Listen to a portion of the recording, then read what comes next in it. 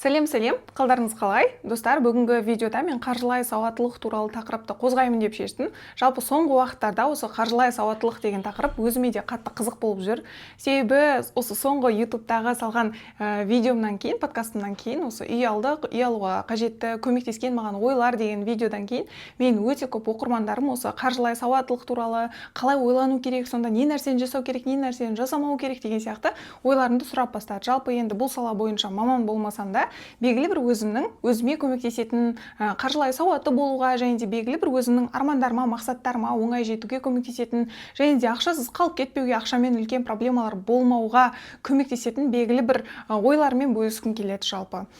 Және де ең бірінші маған осылай қаржылай сауатты болуға, жалпы бұл видеоны не үшін жазып жатырмын, себебі дәл қазір менің өзімнің Астана қаласында пәтерім бар, өзімнің көлігім бар, және өзімнің күнделікті жасап жатқан жұмысым бар, балаларым садикте, және де мен кез келген адамның осылай базалық қажеттіліктерін жауып, қаржылай сауатты болатын болса, ақшаға тәуелді болмаса, ол өзін еркін сезінуге қатты көмектесетінін айтқым келеді. Сол себепті ең бірінші оймен бөліскім келеді. Ол, егер мен ақшам жоқ деп айтсам, демек менің қалтамда 1 миллион теңге бар деген сөз. Бұл қалай?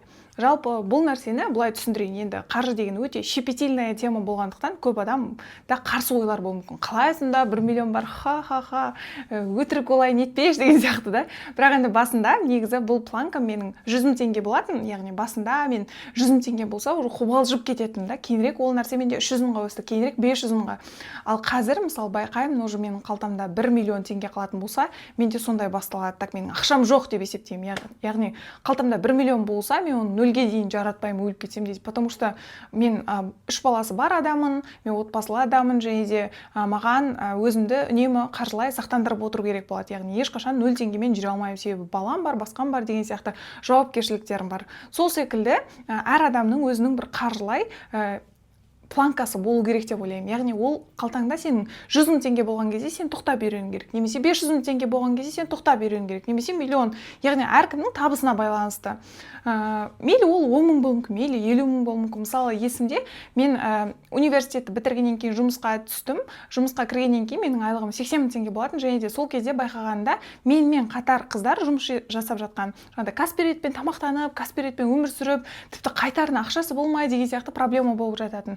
Бірақ енді мен өзім күйгелек адам ретінде сол кездің өзінде 80 000 теңге зарплата аламын, оның 45 000 теңгесін квартираға төлеймін де, қалған 35 000 теңгесін бір айға өзіме жеткізетін. Өйткені үнемі менің артық ақшам жоқ деп сондай ойлап өмір сүріп үйрендім. Және де дәл қазір сол нәрсе маған қатты көмектеседі. Яғни белгілі бір қалтаңда табыс қалған кезде сен түсінуің керек, сенде стоп деген бір сезім келу керек. Мысалы, менде миллион қалған кезде мен стоп деген сезім келеді де, қажет ақшаны үстінен табам, яғни миллионның үстінен, миллионнан кем қалмау керек менің ақшам. Екінші менің әдетім соңғы 6 жылда, яғни осы жаңағыдай блог жүргізіп бастадым, табыс тауып бастадым, табысымды өсіріп бастадым. Сол кезден бастап, яғни тұрмыс құрғаннан бастап, менде ақша жинамаған кезім болмаған. Яғни күйеуім екеуміз үнемі бір нәрсеге ақша жинаймыз. Бұл деген сөз емес, ақшамыз көп, просто соның қалған бөлігін әшейін жинап қойдық, артық ақшамызды деген олай емес. Керісінше, сенде жаңағыдай жинақ деген бір мақсат пайда болған кезде, яғни сен бір үй алу керек, саяхатқа шығу керек, ананы істеу керек, мынаны істеу керек, той істеу керек деген сияқты бір мақсатың пайда болған кезде, сен автоматты түрде ақша табуға тырысатын боласың. Адамның мақсаты жоқ кезде ол ақша жинамайды. Мысалы, қазір кім ақша жинамайды, ол адамның мақсаты жоқ. Ол адамның қиялы бар, арманы бар, бірақ мақсаты жоқ. Сол себепті, егер ақша көп тапқыларыңыз келсе, бір нәрсе, просто мақсат қойыңыздаршы. Ол мындай мақсат емес. 50 миллион болса ғой, классно болшет, 5 миллион болса, я, деген емес. Маған 2 миллион теңге керек осы жылдың соңына дейін деген сияқты мақсат болу керек. Немесе, так, мен 10 миллиондық осындай үй алғым келеді, маған ақша жинап бастау керек. Немесе, шетелге шыққым келеді, осы қыста Турцияға барғым келеді, маған 700 000 теңге керек. Қазір мен қалтамда 30 000 теңге бар, давай соны салып қоям. Получается, менде 670 000 теңге керек. Айына қанша теңге салып отырым керек, ол үшін не істей аламын? Түсініңіздер ғой. Сенде ақшалай мақсат, қаржылай бір жинау керек деген мақсат пайда болған күннен бастап, сенің ойың өзгереді, сосын әрекетің өзгереді. Сен бұрындар күнде бір жұмысқа барып келіп жүрген болсаң, саған ай сайын 200 мың 300 мың салу керек болса, сенің миыңды қыспаққа алып бастайсың. Өйткені мен алдыңғы видеомда үй алу үшін осылай ақша жинадық десем, адамдар жазып жіберді, конечно, айына 1 миллион 800 мың теңге сала алсақ, бәріміз үй аламыз деген сияқты. Олай емес. Маған ешкім аспаннан ақша жаудыртып жатқан жоқ қой. Маған ешкім портчикадан беріп жатқан жоқ. Просто адамда мақсат пайда болған кезде сен өзіңе өзің миыңды қыспаққа аласың. Так, қалай тапсам екен, қай жақтан істесем екен, не істесем екен, қандай жұмыс еще істесем болады, қандай проект создавать етсем екен, так, реклама жасау керек, таргет жіберу керек, рилс салу керек деп, уже өзіңді қыспаққа алып бастайсың. Когда сенің жауапкершілігің жоқ, целің жоқ, мақсатың жоқ, сен просто так балалардың садигі соған 200 мың керек, анаға мындай керек, мынаға мындай керек болды деп өмір сүре берсең, әрине сенде қосымша бір табыс табатындай бір жігер болмайды да, күш жігер оянбайды. Ал сенің мақсатың бар кезде, мысалы, менің мақсатсыз жүрген осы 6 жылда уақытым жоқ. Басында біз 3 миллиондық Mitsubishi Lancer'ды алғымыз келдік, кейінірек Toyota 70 алғымыз келді, сосын үй алғымыз келді 2 бөлмелі, сосын 3 бөлмелі алғымыз келді, сосын Астанадан үй алғымыз келді. Енді қазір Астанадан 3 бөлмелі бизнес класстан пәтеріміз бар, ешқандай қарызсыз алынған, иә. Бірақ та біз енді үйімізді үлкейтуді ойланып жатырмыз, яғни әр кез өмірімнің әрбір кезеңінде менің белгілі бір мақсатым болған. Және де осы мені қатты алдыға қарай жүруге шабыттандырады, көп ақша табуға ойландырады. Тағы бір менің қаржылай әдетім, ол қаржылай сауаттылыққа жатады ма, сіздер жатқызбайсыздар ма білмеймін, өйткені әр адам өзінің призмасынан ойланады, өзінің опытынан, өзінің тәжірибесінен, иә. Сол секілді менде бір әдет бар, мен жаңағыдай қарызға ақша бермеймін. Ешкімге қарызға ақша бермеймін. Менде тек бір ереже бар, ол мен қайтарымсыз ақша беремін, яғни өзімнің бауырларым, жақыным сұрайтын болса, менде 30 мың теңге артық болса, мен берем. Яғни бұл ақша маған қайтпақ қойса да болады деген іштей оймен. Қайтарса өз білет, қайтармаса енді мен оны іздемеймін. Яғни қатты қажеттілік жоқ менде. Сондай ақша болса қайтарымсыз берем, яғни ол өзімнің жан-жағымдағы, енді естественно, ол менің ата-анам, бауырларым, досым болуы мүмкін, күйеуім деген сияқты, иә. Бірақ артық адам емес та.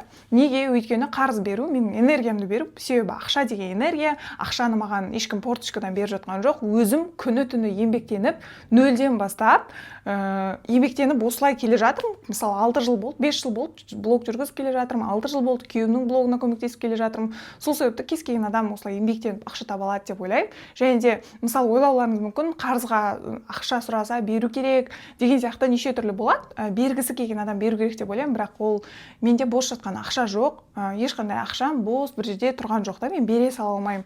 Менің бала шағам бар, менің өзімнің жауапкершілігім бар. 3 балам болғаннан кейін мен басқаша мүлде ойланып бастадым. Оның алдында мүмкін басқаша адам болған шығармын. Бірақ қарызға бергеннен кейін мен түсіндім, ол қарыздың қайтуы деген нәрсе сенің ойыңның мынадай бөлігін алып жатады да, ол сенің қатты бір энергияңды жеп тастайды. Себебі сенің жауапкершілігің болуы мүмкін, бірақ адамдардың бәрі 5 саусақ бірдей емес. Сол себепті мен өзім шештім, қарызға ешкімге ақша бермеймін, және де енді Құдай басқа салмасын, ешкімнен қарызға ақша алмаймын деп. Тағы бір қаржылай әдетім, ол ешқандай сатып алуды ойланбай жасамаймын. Яғни ешқандай покупканы эмоционально беріліп, так, настроением жоқ, бір нәрсе сатып алайыншы деп олай жасамаймын.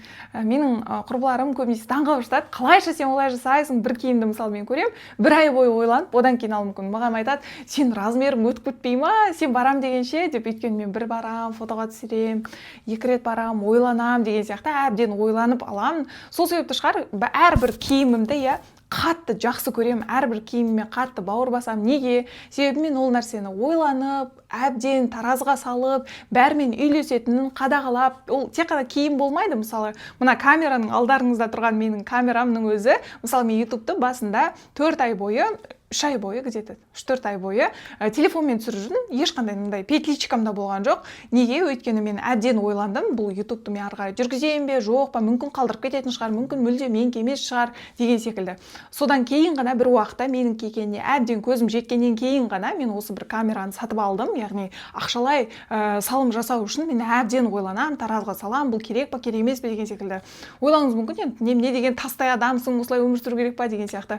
Бірақ сол жаңағы айтқандай мен жасым 28-де, мен жас қыз емеспін, менің 3 балам бар, мен жалғыз адам емеспін, менің отбасым бар. Әр бала менің жауапкершілігім кемі 18-ге келгенше, тіпті өмірімнің соңына дейін. Сол себепті мен ойланбай, эмоцияға беріліп, ашуға беріліп, ондай ешқандай покупка жасай алмаймын. Сол себепті әрбір покупканы қатты ойланамын. Тіпті маркетплейстің өзінен мен лайк басып кетемін да, кейінірек кіріп қайттан ойланамын, тағы бір кіріп қайттан ойланамын, одан кейін 3-4 реттен алуым мүмкін. Және де бұл нәрсенің өзі маған қаржылай сауатты болуға көмектеседі, себебі менде эмоциялық покупка болмағандықтан ақшаның көп бөлігі менде сақтаулы болады. Яғни ақша бос нәрсеге кетпейді. Бір кездер болған менде сондай бір бос нәрселер алған, әсіресе аяғым ауыр кезде гормондар деген сияқты. Кейінірек түсіндім, үйді мусорлардан шығарып, расхламление жасап жатқан кезде өте көп мусор екен. Содан кейін мен осылай шештім. Және де тағы бір әдетім ол ақшаның функциясы жаратылу деп есептеймін. Яғни ақшаға сақтау керек. Осылай жиналып тұра берсін. Ештеңке алмасам да, пускай тұра берсін деп олай жасамаймын. Және де бір қаралы күнге ақшаны сақтамаймын. Мысалы, кейін вдруг мен бір нәрсе болып қалады маған, мен сол кезде жаратам деп өйстіп ойламаймын, жамандық шақырып деген сияқты да. Үйім бар, басқам бар, шүкір, бірақ та ақшаның функциясы жаратылу, яғни бүкіл ақшамды жинап жастығым астына басып жатпаймын. Себебі мен білемін, айналамда сондай адамдар болады, мысалы, өзінен қатты аяп, ешқайда шықпайды, бірақ үйлері көп та, мысалы, 4-5 квартирасы бар, вообще саяхаттамайды, үйіне барсаң ауыр әңгімелерін айтады, мысалы, осы біздің өмір жүрміз әшейін деген сияқты да. Бірақ мен олай емес, үнемі бақытты болуды, өзімді бақытты етуді, балаларыма уақытылы жаңағыдай бәрін көрсетуді, әлемді көрсетуді, жақсы киімдер алып беруді таңдаймын. Мысалы, сапалы киімдерден, саяхаттан мүлде аямаймын. Және де балалардың тамағынан, үйдегі тамақтан мүлде аямаймын. Күйеуім де сондай, жалпы именно білімге келгенде, мысалы, 2 балама мен ай сайын 480 мың теңге садикке және де логопедке төлеймін. Ол жылына шыққан кезде 2 балаға 5 миллион теңге екен. Үшіншісі енді әлі үйде, әлі садикке бармайды. Екеуі садикке барады. Вот екеуіне бір жылға 5 миллион теңге кетеді. Және де ол нәрсе экономдау мүлде ойымда жоқ. Яғни ол нәрсе үнемдемеймін.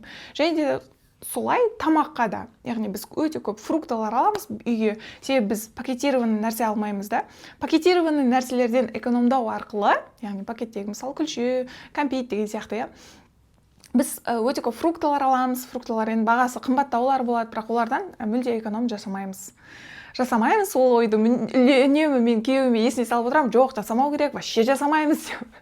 Сөйтіп ол иә деп ойлайды. Тағы бір қаржылай әдетке кіргіземін деп шештім. Шынымен де солай, себебі мен садақа беремін, ай сайын демеймін. Ол нәрсенің белгілі бір уақыты жоқ. Кейде күн сайын болуы мүмкін, кейде апта сайын болуы мүмкін. Яғни кез келген уақытта өзімнің миыма келген кезде не үшін? Себебі ақшаның жүрегімде бірінші орынға шығып кеткенін қаламаймын. Үнемі ақшаның жаңағыдай мен байып жатырмын, себебі мен жалпы жауапкершілігім, мен басқаларға көмектескім келеді деген ойларды есіме салып отырамын. Өйткені ешқашан байлық, ақша деген нәрсе сені билеп кетпеу керек, сен оны билеуің керек. Сол үшін мен бөлген кезде үнемі белгілі бір бөлігін жинаққа салатын болсам, белгілі бір бөлігін балаларым, жауапкершілігім, белгілі бір бөлігі өзіме, белгілі бір бөлігі жаңағыдай өмір сүруге деген сияқты, белгілі бір бөлігін жаңағыдай қайырымдылыққа салып отыратыным бар. Және де бұл да қаржылай жақсы әдет деп ойлаймын. Өйткені солай ақша сені билеп кететін болса, сен ақшаны көп таба алмай қалуың мүмкін. Неге? Өйткені қуған сайын жетпейсің деген нәрсе бар ғой. Сол секілді ақша деп өмір сүрген, ол қаржылай сауаттылық деп есептемеймін. Керісінше, қанша ақша тапсаң да, ақшаның функциясы жаратылу екенін ұмытпау керек. Тағы бір қаржылай әдетім, жақсы бір әдетім бар. Бар болып көріну үшін еш нәрсе сатып алмаймын. Мысалы, осындай видеолар жазғаның өзінде байлық туралы айтып жатсың, қаны құлағыңда алтын да жоқ деген сияқты жазылып жатады. Иә, менің алтыным біреу-ақ, неке жүзігі, менің басқа алтыным жоқ. Не үшін? Себебі мен ондай нәрселерге құмар емеспін. Және де бай болып көріну үшін, бар болып көріну үшін жұрттың бәрі тағат, байлар алтын тағу керек деген оймен алтын ешқашан сатып алмаймын. Өзіме ұнайтын бір нәрселер болуы мүмкін, мысалы да қымбат сумка болуы мүмкін, көзілдірік болуы мүмкін, ол нәрселерді аянбай жаңағыдай 1 миллион тұрса, 200 мың тұрса сатып аламын. Мысалы, қымбат киімді 50 мың, 100 мыңға сатып аламын. бірақ та бостан босқа, мысалы трендте болып жатыр, байлар киіп жатыр, осы сумканы кисең әдемі болып көрінесің, бай болып көрінесің деген нәрсені алмаймын. Және де көпшілік киіп жатқан дәл қазіргі трендтегі нәрселерді алмаймын. Жалпы өзіме қатты ұнайтын, мен соны киген кезде бақытты сезінетін сондай заттарды алғанды ұнатамын. Көп естимін, өйткені өзім тарапыма да көп ақша тауып жатқан сияқтысың, күйеуің стоматолог, өзің деген блогерсің, курс сатасың, қарапайымсың ғой деген сияқты айтып қалатындар бар. Және де ондай әңгімелер мүлде мені түртпейді. Себебі мен өзімді осылай әдемі сезінемін, өзімді осылай сенімді сезінемін, бай сезінемін. Себебі жалпы киімнің, заттарымның ұнағаны бай болып көрінуден қарағанда мен үшін выгоднее. Қазір ақшам жетпейтін нәрсеге жоқ деп айтамын. Яғни қазір ақшам жоқ болса, қалай да табамын деп кредитке кіріп, қарызға кіріп, біреуден сұрап, ондай нәрсе жоқ. Өмірімде бір рет қарызға сұрағанмын, бір рет емес, студент кезімде сұрағанмын, және де ең көп сұрағаным 15.000 теңге болған, бір группасынан сұрағанмын.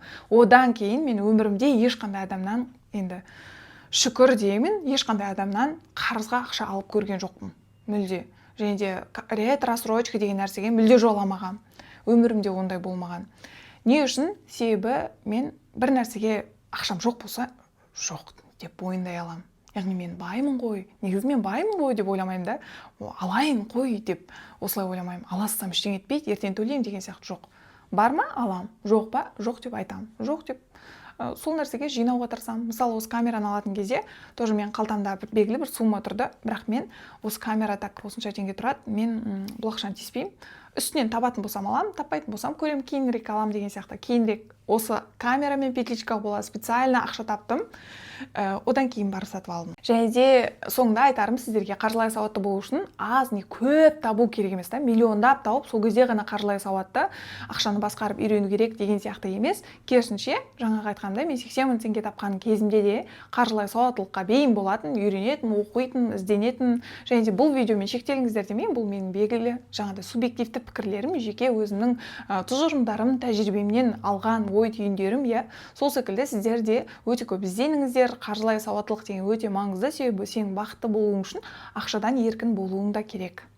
Солай, сіздердің қаржылай сауаттылықтарыңыз, яғни қаржылай принциптеріңіз бар ма, сондай қатты сіздерге көмектесетін, сол туралы жазып кетсеңіздер болады. Және де келесі осындай подкасттарда қандай тақырыптарды қозғағанды қалайсыздар, сол туралы да жаза кетіңіздер. Және де осы YouTube парақшама жазылып кетсеңіздер болады. Колокольчик басып қойыңыздар, жаңа видеолар шықса бірінші болып көріп отырасыздар. Және де Instagram парақшама да жазылыңыздар. Ол жақта блог жүргізу, өмір сүру және де өзімнің жеке бір құндылықтарыммен көп бөлісемін.